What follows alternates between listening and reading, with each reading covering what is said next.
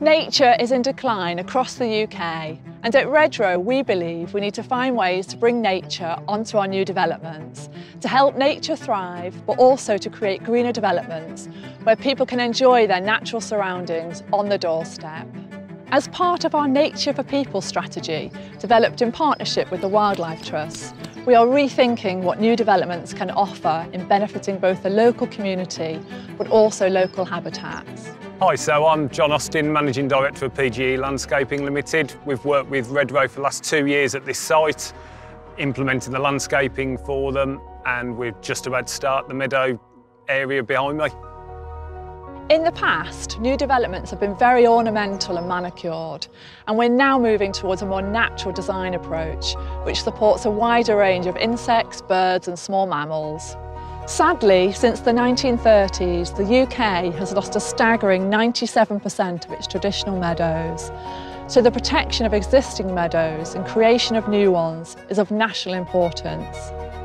Through our new approach to landscaping our developments, we now have an opportunity to contribute to reversing this decline. So there's multiple elements within the landscaping scheme offered here at the orchards, starting off with the tree planting, which we started in November.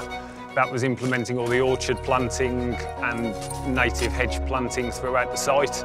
We've now just started preparing all the soil, so we've been ploughing it this morning. We'll then bring in additional machinery later in the week prior to putting the hydroseeding down on the area. So the benefits of the wildflower area are multitude. You've got obviously one, aesthetics. It'll have amazing colour once it gets established, attracting not only and retaining wildlife, but it will also attract new wildlife into the areas. It's also got great advantages of carbon offset, not only in the plant itself, but also the carbon it stores in the soil. So multiple benefits. We think really carefully about where we're going to locate the new meadows on our developments, and whilst this meadow is going to be a great space for people to come and enjoy and spend time, we also need to consider other spaces such as areas for football and other recreational activities, and there'll be other places on this development that kind of activity can take place. My name is Nick Bolton. I work for Excelsior Ecology, advising Redrow homes on how to maximise ecology and biodiversity on their developments. The other advantages are that there are pollinator species like the bees and even solitary bees that are in decline that will be benefiting from the mix of wildflowers that they will have on this meadow. So the birds that will be attracted to this meadow are finches like goldfinch or greenfinch, and greenfinch have been in decline recently, and they'll be feeding on some of the seed heads later in the season. So one of the things that would be fantastic about this meadow is if you see the children exploring into the meadow, looking at the flowers and discovering things like the thick-legged flower beetle, which is a real jewel of the creature that's an emerald green and will be shining in the sunshine in midsummer. So once we've actually done the seeding, we'd expect it to germinate within around 4 weeks. We'd then be looking within 6 to 8 weeks getting the first cut on the area.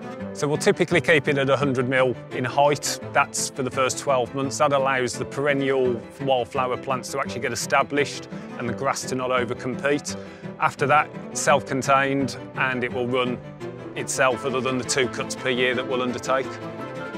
So what we're doing with this project is trying to create a learning legacy. So we're trying to really learn from all of the process, right through from the original creation of the meadow, which is happening this week, right through to the maintenance of it and the establishment of it over time, so that we can deliver this to our teams and really learn from this process and improve the way we deliver meadows in the future.